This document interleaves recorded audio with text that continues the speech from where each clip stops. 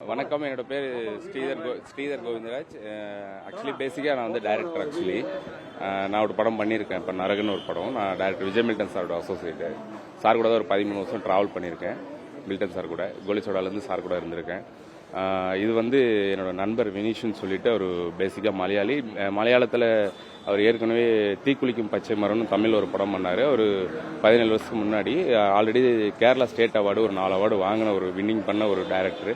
So அதுக்கப்புறம் ரொம்ப long கேப்புக்கு அப்புறம் இப்போ ஜோரா கையை தட்டுங்க படம் பண்ணியிருக்காரு.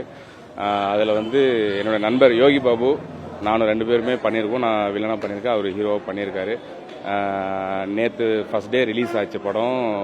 சென்னையில் நல்ல வரவேற்பு. எல்லாருமே படம் அங்கிருந்த பத்திரிகை நண்பர்கள் அனைவருமே வந்து ரொம்ப நல்லா இருக்குன்னு சொல்லி நிறைய நண்பர்கள் வந்து பத்திரிகை சைட்லேருந்து எல்லாருமே நிறைய சப்போர்ட் பண்ணாங்க, நிறைய கைட்ஸ் கொடுத்துருக்காங்க. படம் நல்லா வந்திருக்கு. நல்லபடியாக வந்து ரிலீஸ் ஆகி கேரளா, கர்நாடகா, தமிழ்நாடு எல்லா ஸ்டேட்லையுமே இப்போ ரிலீஸ் ஆகிருக்கு.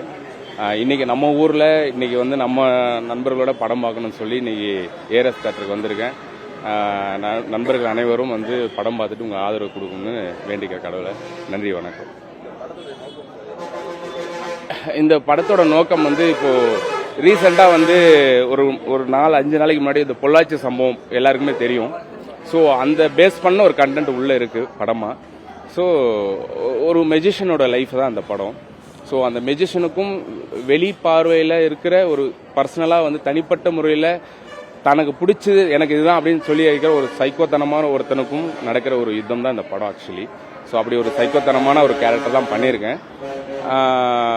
யோகி பாபு சாரை பொறுத்த வரைக்கும் என்னன்னா, அவர் வந்து மெஜிஷியனாக இருக்கும்போது உங்களுக்கு தெரியும், மெஜிஷியன்றவர் வந்து எல்லாருமே சிரிக்க வைப்பாங்க. ஆனால் வந்து அவர் என்னைக்குமே சிரிச்சிருக்க மாட்டார். அதுக்கான ரீசனும் என்ன அப்படின்றது இந்த படத்தில் வந்து ரொம்ப வலுவாக ரொம்ப நிகழ்த்தியாக வந்து எழுதி ரைட்டிங்கில் சொல்லியிருக்காரு இயக்குனர் வினீஷ் மில்லினம். ஸோ கண்டிப்பாக நண்பர்கள் அனைவரும் சப்போர்ட் பண்ணுங்க.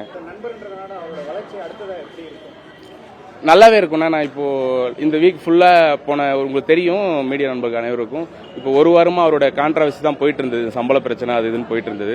அதுக்கு நான் என்னோட முழு சப்போர்ட்டை பண்ணியிருக்கேன். எல்லா இன்டர்வியூஸ்லையும் நான் வந்து அவரை பற்றி சப்போர்ட் பண்ணிட்டு இருக்கேன். ஏன்னா தனிப்பட்ட முறையில் வந்து ஒரு மனிதரை வந்து எதுவுமே தெரியாமல் ஒரு மனிதரை வந்து கேவலப்படுத்தி கொச்சப்படுத்துறதுக்குல அது வந்து ஒரு மரணத்துக்கு மேலே நான் பார்க்குறேன். ஏன்னா எல்லாருமே இங்கே கஷ்டப்பட்டு தான் வரோம்.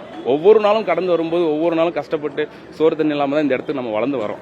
அப்படின்னும் போது ஒரு இதோ ஆனால் இந்த பிரச்சனைகளை உண்டாக்குற ஆளுங்க எல்லாருமே யாருக்குமே வந்து அவங்களுக்கு கூட எந்த ஒரு சம்மந்தமே இல்லாத ஆட்கள் தான் ஒரு கான்ட்ரவர்சிக்காக கிரியேட் பண்ணுறாங்க. தயவு செஞ்சு அதை தவிர்த்து தான் நல்லதுன்னு நினைக்கிறேன்.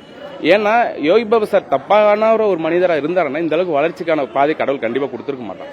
ஸோ எதுவுமே தெரியாமல் ஒருத்தரை பற்றி அனாவசியமாக பேசுறதுக்கான விதிகள் கிடையாதுன்னு நான் நம்புறேன். ஸோ அது இதுக்கு மேலேயாவது யோகி பாபு கிடையாது, நிறைய பேருக்கு நடக்குது. ஸோ இன் ஃபியூச்சர் அது வந்து தவிர்த்துட்டா நல்லதுன்னு நினைக்கிறேன். ரொம்ப நல்லா இருக்குண்ணே, ரொம்ப நல்லா இருக்கு. நேற்று ஒரு 100 ஸ்கிரீன் மேலே நேற்று ரிலீஸ் ஆச்சு. அதுக்கப்புறம் இன்னைக்கு திரும்ப ஒரு 20 தியேட்டருக்கு மேலே அடிஷனலாக ரிலீஸ் ஆயிருக்கு.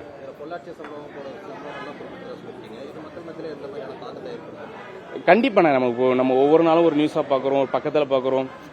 ஏன் நம்ம உதாரணத்துக்கு சொல்லப்போனால் இப்போ இருக்கிற ஜென்ரேஷனில் வந்து பார்த்தீங்கன்னா ஒரு தந்தையே வந்து ஒரு பிள்ளையை வந்து இது பண்ணுற அளவுக்கு கற்பழிப்புக்கான விஷயம் நிறைய படிக்கிறோம் நம்ம டெய்லியும். அந்த விஷயத்தை தான் ஆணித்தனமாக உன்னிப்பாக இதில் வந்து இந்த படத்தில் நம்ம சொல்லியிருக்கோம். நடக்கிற லைவ் இன்சிடென்ட் தான் சொல்லியிருக்கோம்.